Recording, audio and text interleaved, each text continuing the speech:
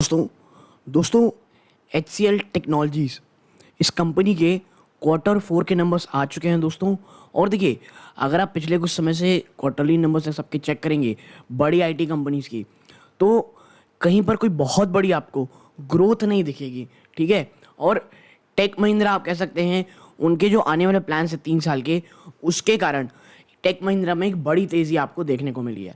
लेकिन क्या सेम चीज़ HCL technology के साथ है? मैं आपको पहले बता दूं, प्लीज़ वीडियो को ना 2x स्पीड में ज़रूर देखिएगा, ताकि चीज़ों को थोड़ा जल्दी जल्दी आप देख पाएँ। ठीक है। तो अब सीधा लेके चलता हूँ नंबर्स की तरफ। मैंने भी नहीं देखे हैं, तो साथ में देखते हैं नंबर्स कैसे आए हैं। सबसे अच्छी चीज़ कि भाई साहब, नंबर आपको यहाँ पे जो दिखेंगे ये करोड़्स में देखने को मिलेंगे, तो ज़्यादा आपको यहाँ परेशानी होगी नहीं। ठीक है। अब चलते हैं नंबर्स की तरफ। सबसे पहले बात करेंगे रेवेन्यू फ्रॉम ऑपरेशंस की। यहाँ पे है 28,499 करोड़ रुपीस, जो एक साल पहले 26,606 करोड़ रुपीस थे। बात करें अदर इनकम की, तो 416 करोड़ रुपए की यहाँ पे इनकम आई है, जो एक साल पहले 453 करोड़ रुपीस थी। ठीक है। और पिछले क्वार्टर में ये 370 करोड़ थी। और जब आप इन दोनों को जोड़ लेंगे तो टोटल इनकम जो निकल के आएगी दोस्तों, वो है 28,915 करोड़, जो एक साल पहले 27,059 करोड़ थी। भाई साहब, ग्रोथ कहाँ है? लिटरली में कोई ग्रोथ नहीं है। क्वार्टर ऑन क्वार्टर तो नंबर फ्लैटिश हैं, और ईयर ऑन ईयर तो आप देख सकते हैं ग्रोथ एकदम गायब है। देखिए, स्टॉक प्राइस ऊपर जाएगा नीचे आएगा, ये तो बहुत दूर की बातें हैं, लेकिन हमको ना जो एक लार्ज कैप आईटी कंपनीज है वहाँ से कहीं ग्रोथ ही नहीं दिख रही है। बात करें खर्चों की, एक्सपेंसेस की, तो सबसे पहला है purchase stock and trade, 492 crore rupees का रहा है। ठीक है। जो एक साल पहले 577 करोड़ था, तो यहाँ पे कुछ पैसे बचते दिखाई दे रहे हैं। बात करें इन्वेंटरीज की, तो 18 करोड़ की नेगेटिव इन्वेंटरी है, जो एक साल पहले 14 करोड़ की पॉजिटिव थी, और ये चीज़ पिछले क्वार्टर में ना 67 करोड़ की थी। ठीक है। तो यहाँ पे कुछ आप कह सकते हैं बढ़ते दिखे खर्चे।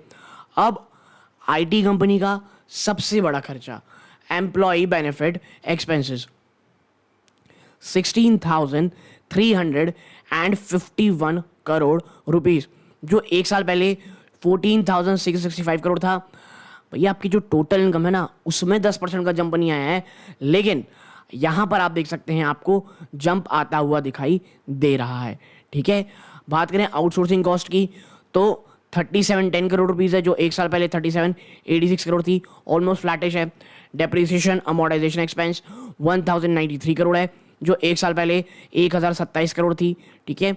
और अदर एक्सपेंसेस आप देखेंगे 1811 करोड़ रुपीज़, जो एक साल पहले 1729 करोड़ रुपीज़ थी। ठीक है। बात करें टोटल एक्सपेंसेस की, आप इन सबको जोड़ लेंगे तो 23,646 करोड़ रुपीस। ठीक है। जो एक साल पहले 21,864 करोड़ रुपीस था। ठीक है। और पिछले ही क्वार्टर में ये 22,942 करोड़ रुपीस था। आपका टोटल खर्चा जो यहाँ पे निकल के आया है दोस्तों, वो 23,646 करोड़ रुपीस रहा है। अब आप देखेंगे यहाँ पे, तो आपका प्रॉफिट बिफोर टैक्स आप देखेंगे तो 5,269 करोड़ है। ये प्योरली ऑपरेशनल बेसिस का आपका है प्रॉफिट। ठीक है। ये एक साल पहले 5,195 करोड़ था। लिटरली में कोई कहीं से भी आपको ग्रोथ नहीं दिख रही है। अगर आप मुझसे कह रहे हैं कि आपको मोर और लेस आप कह सकते हैं कि लगभग 74 करोड़ रुपीस के प्रॉफिट आपके बढ़े हैं साल दर साल में, और ये आपके लिए ग्रोथ है, तो भैया ये एकदम ही गलत चीज़ है। और क्वार्टर ऑन क्वार्टर आपका तो बहुत बड़ा घाटा हुआ है, टैक्सेस में बहुत बड़ी गिरावट हुई है मैं कहूँगा। ठीक है।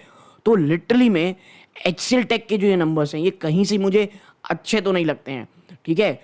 अब जब हम टैक्स को हटा कर लगा करके प्रॉफिट फॉर द पीरियड देखते हैं, आप यहाँ पाएंगे profit for the period 3,995 crore rupees, जो एक साल पहले 3,985 करोड़ रुपीज़ थे। ठीक है। क्योंकि टैक्स एक्सपेंस आप देखेंगे तो ये इस प्रकार के रहे हैं। ठीक है।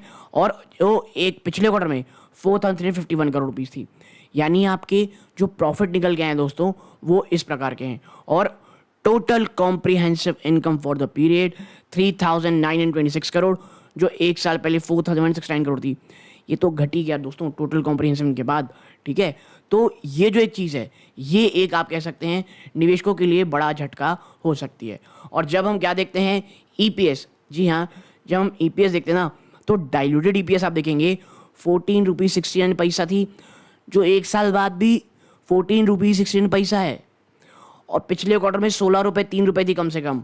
तो क्वार्टर ऑन क्वार्टर तो आप गिरे हो, year on year almost flattish रहे हो। अब टोटल डिविडेंड आप इस बार देखेंगे तो 12 रुपये कंपनी ने फिर दे दिया है।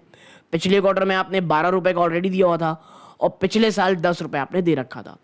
तो ये जो 12 रुपये का डिविडेंड है, ठीक है आप दे रहे हैं, एक अच्छा डिविडेंड दिया है, लेकिन आपकी कंपनी नंबर्स बिल्कुल भी अच्छे पेश नहीं किए हैं। अब देखिए कई बार ये होता है कि आने वाले समय में स्ट्रॉन्ग ऑर्डर्स है हमारे पास, स्ट्रॉन्ग ये है, बट ठीक है, लेकिन आपके नंबर तो इस पर बिल्कुल अच्छे नहीं दिए ना। और जब हम यहाँ पर सेगमेंटल वाइज में जाते हैं ना, सेगमेंट वाइज आप देखें, आईटी और बिजनेस सर्विस है 21,199 करोड़, ऑलमोस्ट 22,000 करोड़ है, जो एक साल पहले 19,632 करोड़ थी। यहाँ पर थोड़ा जंप देखने को मिला आपको, पिछले क्वार्टर से अच्छा बिजनेस आपको आईटी बिजनेस सर्विस मिला है।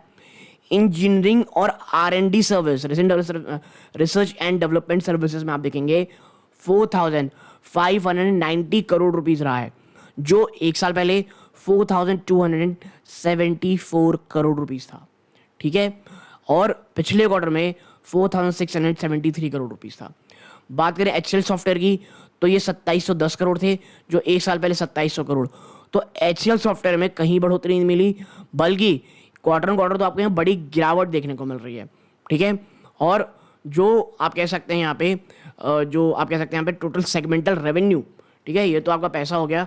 रेवेन्यू में अगर आप जाना चाहते हैं तो आप यहाँ पर पाएंगे कि यहाँ पर आप पाएंगे कि कंपनी का, थोड़ा नीचे हम और ले जाते हैं इसको, कि टोटल सेगमेंट रिजल्ट अगर आप देखेंगे, आईटी बिजनेस सर्विस में 3377 करोड़ था, जो थोड़ा बहुत बढ़ के 37 करोड़ हो गया था। आपका इंजीनियरिंग एंड R&D सर्विस का जो रिजल्ट है 809 करोड़ से बढ़ के 901 करोड़ हो गया था, लेकिन क्वार्टर ऑन क्वार्टर यहाँ पे आपको गिरावट देखने को मिली थी। जो आपका HCL सॉफ्टवेयर है 650 करोड़ से घट करके 602 करोड़ रुपए आ गया है, ठीक है। तो ओवरऑल ना सच में कहीं पे आपको ग्रोथ नहीं देखने को मिली है। और मैं ग्रोथ वर्ड में लगातार एम्फेसाइज इसलिए कर रहा हूँ क्योंकि अगर आपकी जो लार्ज कैप IT कंपनीज हैं, वहाँ पर जो हम कह रहे थे ना कि चीज़ें उतनी अच्छी नहीं दिख रही, वो आपको साफ होते हुए दिखाई दे रही है, ठीक है। और यहाँ पर आप देखेंगे तो जो बोर्ड ऑफ डायरेक्टर हैं, जो इंटरिम डिविडेंड 18 रुपये का दिया है, 12 रुपये नहीं था। The board of director has declared 18 रुपये का इंटरिम डिविडेंड, ठीक है। और जो रिकॉर्ड डेट है ये 2024 7 मई 2024, यानी अगर आपके डीमेट अकाउंट में 7 मई 2024 के पास, इसके पास अगर HCL टेक्नोलॉजी का स्टॉक है 7 मई तक, तो आपको ये मिलेगा। और इसकी जो पेमेंट डेट है दोस्तों वो 15 मई तक दी गई, यानी 7 मई के अब तक आपके पास होना चाहिए। तो 15 मई को आपको 18 रुपये प्रति शेयर की दर से ये स्टॉक आपको मिल जाएगा। मैं फिर कहूँगा, स्टॉक ऊपर जाएगा नीचे जाएगा, और कोई अंदर से एकदम एनालिसिस करनी होगी, वो हम कभी आगे करेंगे। लेकिन ये जो चीज़ है ना, ये बिल्कुल भी अच्छे रिजल्ट नहीं है इन टर्म्स ऑफ ग्रोथ की बात कर रहा हूँ।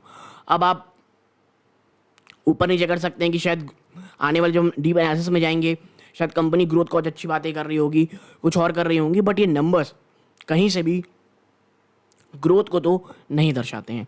तो आप यहाँ जुड़े रहें प्लीज़। इस चैनल पहली बार आए हैं, सब्सक्राइब करके वीडियो को लाइक ज़रूर कीजिएगा। ये सूर्यकांत है, जय हिंद दोस्तों।